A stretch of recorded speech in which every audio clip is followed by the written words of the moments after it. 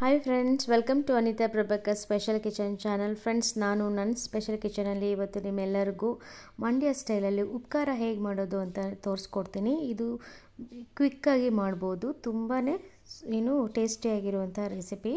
ಬನ್ನಿ ಫಟಾಫಟ್ ಅಂತ ವಿಡಿಯೋಗೆ ಹೋಗೋಣ. ನೋಡಿ ಫ್ರೆಂಡ್ಸ್, ಇಲ್ಲಿ ನಾನು ಉಪ್ಕಾರಕ್ಕೆ ಪಲ್ಯ ಮಾಡ್ಕೊಳ್ಳೋದಕ್ಕೆ ನಾನು ದಂಟಿನ ಸೊಪ್ಪನ್ನ ತೊಗೊಂಡಿದ್ದೀನಿ.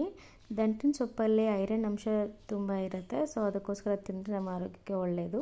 ನಾನಲ್ಲಿ ದಂಟು ಸೊಪ್ಪು ಮತ್ತು ಸಬ್ಬಕ್ಕಿ ಸೊಪ್ಪನ್ನ ನೀಟಾಗಿ ಕ್ಲೀನ್ ಮಾಡಿಕೊಂಡು ತೊಳೆದು ಇವಾಗ ಚಿಕ್ಕ ಚಿಕ್ಕದಾಗಿ ಕಟ್ ಮಾಡ್ಕೊಳ್ತೀನಿ. ಕಟ್ ಮಾಡ್ಕೋಬೇಕಾದ್ರೆ ನೋಡಿ, ಈ ಥರ ನಾವು ಕಟ್ ಮಾಡ್ಕೋಬೇಕಾಗುತ್ತೆ ಸೊಪ್ಪುಗಳನ್ನ. ಕಟ್ ಮಾಡಿದ ಸೊಪ್ಪನ್ನೆಲ್ಲ ಕುಕ್ಕರಲ್ಲಿ ಹಾಕ್ತಾಯಿದ್ದೀನಿ. ಕುಕ್ಕರಲ್ಲಿ ಯಾಕಂದರೆ ನಾನು ಬೇಯಿಸ್ಕೋಬೇಕಾಗುತ್ತೆ ಇದನ್ನು. ಕುಕ್ಕರಲ್ಲಿ ಸೊಪ್ಪನ್ನೆಲ್ಲ ಹಾಕಿದ್ಮೇಲೆ ಅದ್ರ ಜೊತೆಗೆ ನಾನು ಅವರೆಕಾಯಿನ ಬಳಸ್ತಾ ಇದ್ದೀನಿ. ಹಸಿ ಕಾಯಿಗಳನ್ನ ನಾವು ಈ ಸೊಪ್ಪು ಪಲ್ಯಕ್ಕೆ ಬಳಸ್ಕೊಂಡು ತುಂಬ ಚೆನ್ನಾಗಿರುತ್ತೆ ತಿನ್ನೋದಕ್ಕೆ. ನೋಡಿ ಫ್ರೆಂಡ್ಸ್, ಇವಾಗ ಅವರೆಕಾಯಿ ಹಾಕಿದಾಯಿತು. ರುಚಿಗೆ ತಕ್ಕಷ್ಟು ಉಪ್ಪು ಹಾಕ್ತೀನಿ. ಸೊಪ್ಪು ಬೇಯೋದಕ್ಕೆ ನೀರು ಹಾಕ್ಕೊಂಡು ಕುಕ್ಕರ್ನ ಒಂದು 3 ವಿಸಿಲ್ನ ನಾನು ತಗೊಳ್ತೀನಿ. ಅವು ಚೆನ್ನಾಗಿ ಬೇಯುತ್ತೆ. ನೋಡಿ ಫ್ರೆಂಡ್ಸ್, ಇವಾಗ ಅದು ಬೇಯ್ತಾ ಇರಲಿ. ಇವಾಗ ನಾವು ಚಟ್ನಿಗೆ ರುಬ್ಕೊಬಿಡೋಣ. ನೋಡಿ ಫ್ರೆಂಡ್ಸ್, ಖಾರ ರೆಡಿ ಮಾಡಬೇಕಾದ್ರೆ ಮೆಣಸು, ಜೀರಿಗೆ ತುಂಬ ಜಾಸ್ತಿ ತೊಗೋಬೇಕು. ಮತ್ತು 3 ಬೆಳ್ಳುಳ್ಳಿ ತೊಗೊಂಡಿದ್ದೀನಿ ಸಿಪ್ಪೆ ಸಮೇತ.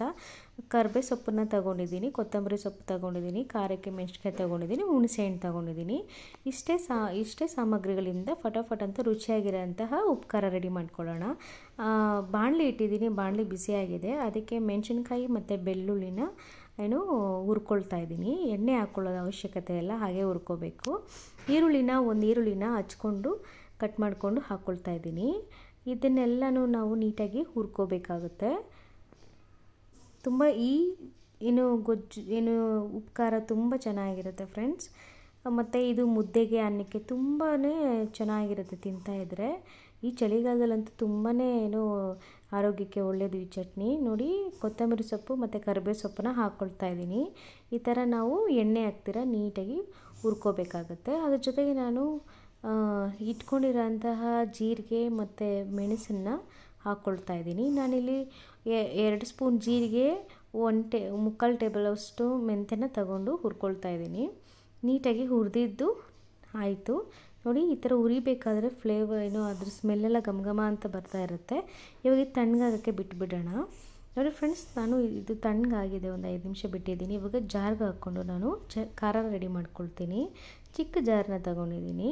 ಇವಾಗ ತಣ್ಣಗಾಗಿರೋಂತಹ ಹುರ್ಕೊಂಡಿರೋಂತಹ ಎಲ್ಲ ಸಾಮಗ್ರಿಗಳನ್ನ ನಾನು ಜಾರಿಗೆ ಹಾಕ್ಕೊಳ್ತಾ ಇದ್ದೀನಿ. ಇದೆಲ್ಲ ಜಾರಿಗೆ ಹಾಕ್ಕೊಂಡು ನಾವು ತುಂಬ ಪೇಸ್ಟ್ ಥರ ನಾವು ಇದನ್ನು ರುಬ್ಕೋಬಾರ್ದು, ತರಿಯಾಗಿ ನಾವು ರುಬ್ಕೋಬೇಕಾಗತ್ತೆ. ನೋಡಿ ಫ್ರೆಂಡ್ಸ್, ಇವಾಗ ಇದನ್ನು ರುಬ್ಕೊಳ್ಳೋಣ. ಸ್ವಲ್ಪ ರುಬ್ಬಿದಾದಮೇಲೆ ರುಚಿಗೆ ತಕ್ಕಷ್ಟು ಉಪ್ಪು ಹಾಕ್ಕೊಂಡು, ಹುಣಸೆಹಣ್ಣು ಹಾಕ್ಕೊಂಡು ಮತ್ತು ನಾವು ಇದನ್ನು ರುಬ್ಕೊಂಬರ್ತೀನಿ ನಾನು.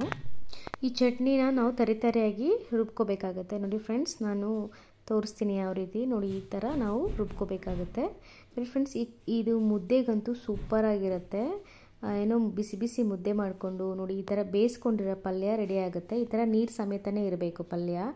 ಏನು ನಾವು ಖಾರ ರುಬ್ಕೊಂಡಿದ್ದೀವಲ್ಲ, ಅದು ಆ ನೀರಿಗೆ ಮಿಕ್ಸ್ ಮಾಡಿಕೊಂಡು ನಾವು ತಿನ್ನಬೇಕಾಗತ್ತೆ. ಬಿಸಿ ಮುದ್ದೆ, ನೀರಿನ ಪಲ್ಯ ಮತ್ತು ರುಬ್ಕೊಂಡಿರೋಂತಹ ಉಪ್ಕಾರ ಹಾಕ್ಕೊಂಡು ಅದ್ರ ಜೊತೆಗೆ ತುಪ್ಪ ಹಾಕ್ಕೊಂಡು ತಿಂತಾಯಿದ್ರೆ, ಬೆಣ್ಣೆ ತುಪ್ಪ ಎರಡೂ ತುಂಬ ಚೆನ್ನಾಗಿರುತ್ತೆ. ಹಾಕ್ಕೊಂಡು ತಿಂತಾಯಿದ್ರೆ ಸಖತ್ತಾಗಿರುತ್ತೆ. ಮನೆಯವರೆಲ್ಲ ಮತ್ತೆ ಮಾಡಿ ಅಂತ ಕೇಳಿ ತಿಂತಾರೆ. ಆರೋಗ್ಯಕ್ಕೆ ತುಂಬ ಒಳ್ಳೆಯದು. ಈ ರೆಸಿಪಿ ನಿಮಗೆ ಲೈಕ್ ಆಗಿದ್ದರೆ ಶೇರ್ ಮಾಡಿ, ಕಮೆಂಟ್ ಮಾಡಿ, ಸಬ್ಸ್ಕ್ರೈಬ್ ಮಾಡ್ಕೊಳ್ಳಿ.